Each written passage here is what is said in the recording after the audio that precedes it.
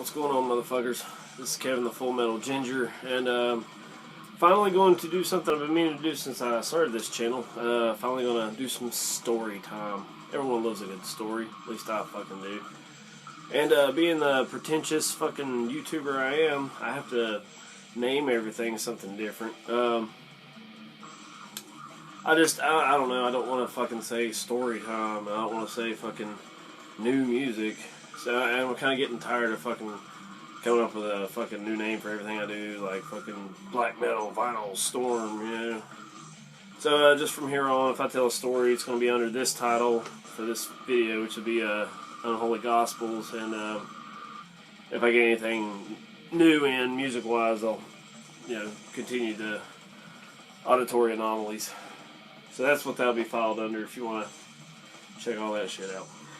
Anywho, this is going to be a story that's near and dear to my heart. This is my all-time favorite metal show that I ever attended in my life. I get chills thinking about it, honestly. Just such a fucking wonderful, wonderful time. Before I get on to that, there's the music we're checking out, which will be coming up in the story. Disgorge with Parallels of Infinite Torture, their final release. Back in goddamn, what, 08? No, 2010. I was wrong. Still, it's been a long fucking time since they released anything. So, oh shit. This is the time I went with a friend of mine to Charlotte to see the Unholy, wait, not the Unholy, the No Salvation Tour with The Inside Broken Hope, Disgorge, and Necronomicon. And it was fucking wonderful. I still have the ticket. Keep all my tickets, so just I like to get one of those what do you call it, like push pin boards you have them in school and shit, just to keep all my tickets and stubs on there. I'd like to do that. But anyway, getting off subject. Okay, so this was in the fall of 2008, 2013. This is October 3rd, the date was. And first, before I get into the show, let me tell you a little bit about the venue. This took place at the famous Tremont Music Hall in West Charlotte. Western Charlotte, at least. And this place is actually a converted shipping warehouse. The entrance to the place was you actually had to walk up the loading ramp to get in. It looked like all they did was take a warehouse and put a bar and a stage in there. I mean, I fucking love that place. The only time I've ever been there. And sadly, they closed down last December, so the last time I'll ever go. So which makes it so much more fonder to me, but or more fond, I guess I ought to say. What was great about it, they just had the bar and a little area for the stage. The stage is only probably, I don't know, 2 feet or so off the ground. No barrier, no fucking bouncers. You can get right up to the stage. That's what I loved about it. I mean, it looked like a fucking dive. But that's what made it perfect. That's the place I want to go see metal. Yeah, that's where I want to go. I don't want to go to some fucking fancy stage. I will, but I'd rather go to some little small dive bar. That place was fucking perfect. They had photos on the wall of all the bands that performed there. A little small door for the backstage area. I mean, when they'd opened it, you could tell there was hardly any room in there. Just a wonderful, wonderful place that I will never ever forget going there.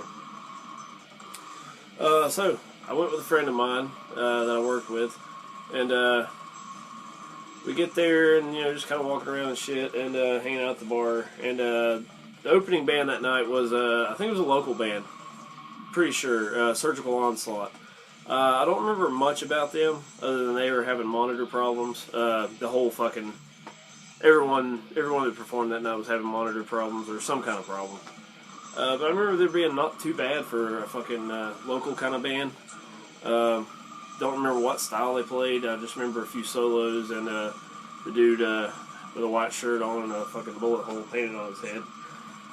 That's about all I recall from them. But they definitely opened up very well.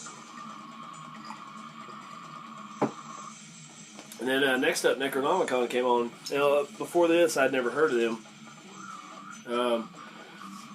And they walked out in corpse paint, and I was like, oh, that's not what I was expecting. They're a Black and Death Band, if I remember correctly. I haven't listened to them since.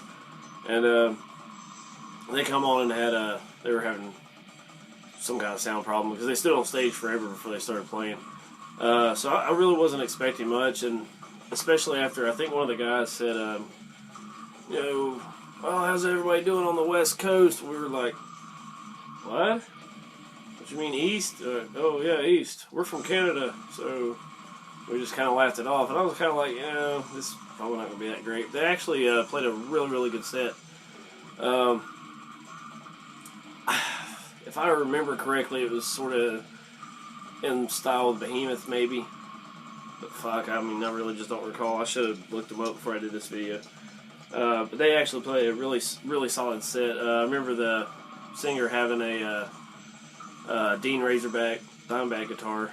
I don't know why I remember that, but outside of that, they played very, very well. I meant to pick up I think they had an album and a demo out. I don't know why I didn't.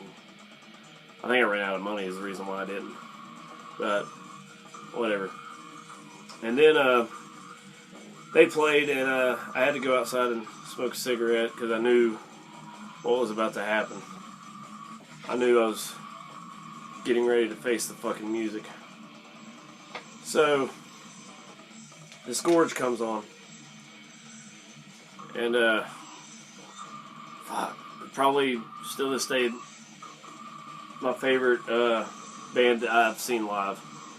I think a lot of it had to do with the small venue as well, because I was like right up on stage, or not on stage. I might as well have been on stage, but I was right in front of Diego Sanchez while he played, and I was headbanging so fucking hard that I swear I came almost fucking knocked my head against his guitar.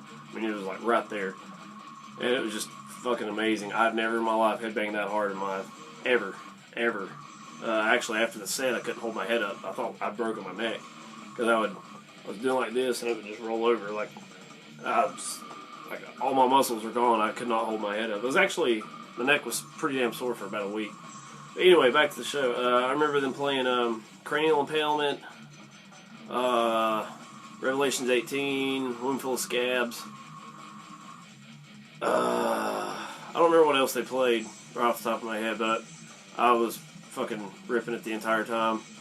I remember Angel walking up saying, "Oh man, I really appreciate you guys going crazy, especially this guy over there," and he pointed to me, and I was like, and that just made me want to go even harder. They actually had mic problems. I'm trying to remember every problem every band had. They had a mic problem towards the end. His mic cut out, and they had to replace it right in the middle of a song. So that was entertaining, but, they kept it going, and they fucking completely tore the house down. I think they're the only ones to play an encore, if I remember correctly, because we all started chanting Disgorge, and they came back out and played another song. Just fucking awesome. They're still this day one of my all-time favorite death metal bands.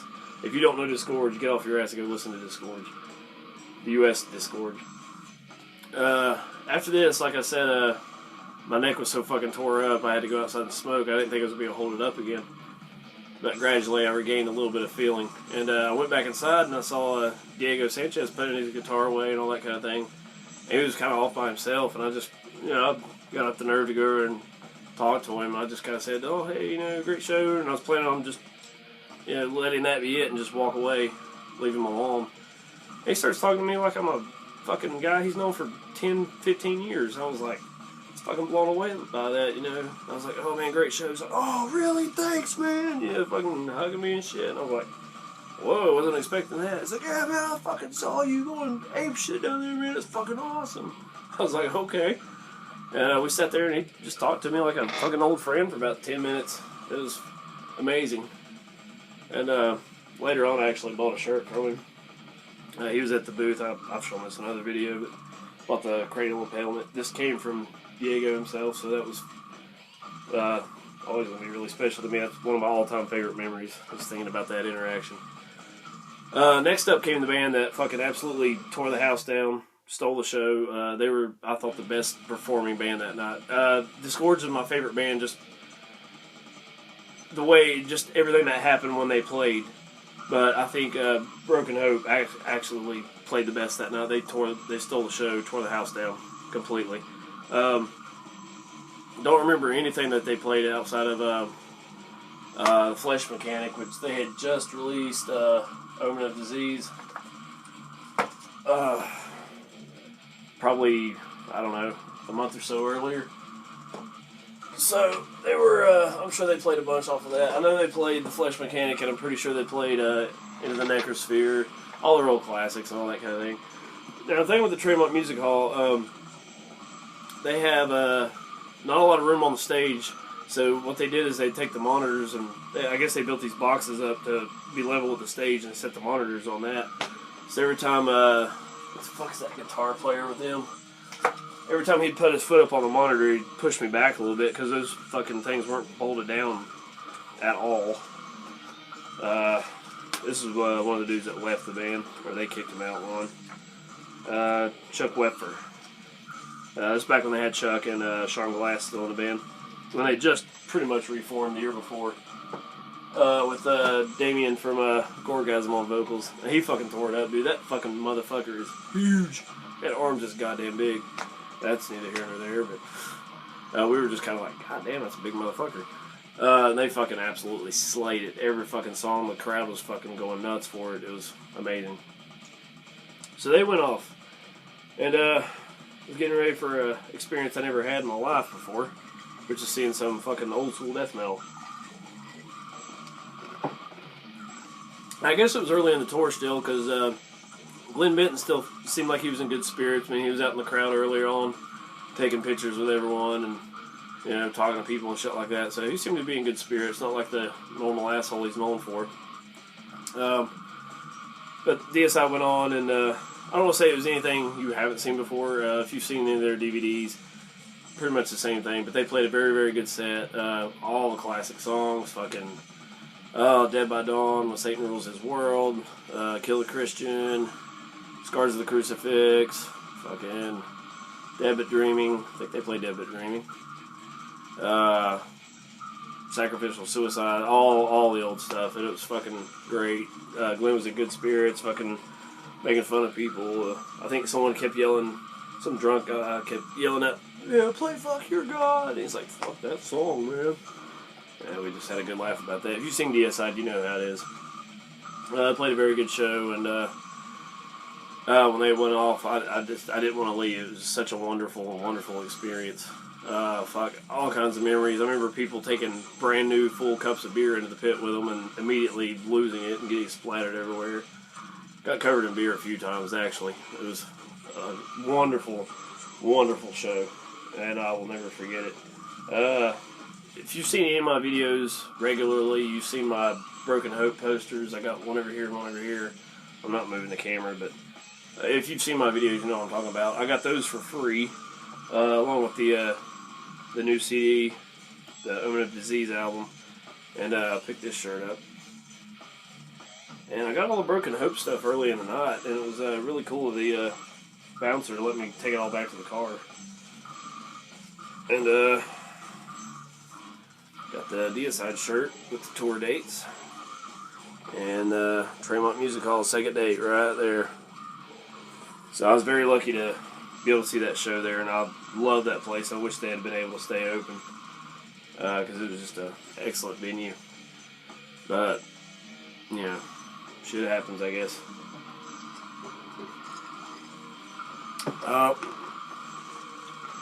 not going to chew my eyes on the camera. But anyway, that's pretty much the story. Just an absolutely amazing experience. I'll never forget it as long as I live. And a lot of good memories of that place.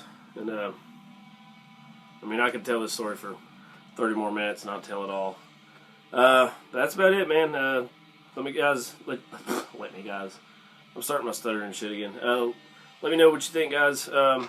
Just send me a comment or something about it, and let me know what your favorite shows were, all that kind of thing. I'm sure I'm the 10 millionth YouTuber to do this type of video. That's my first story. If you like it, I appreciate it. If you don't watch it anymore. So fuck off. So thanks, guys. I will see you later.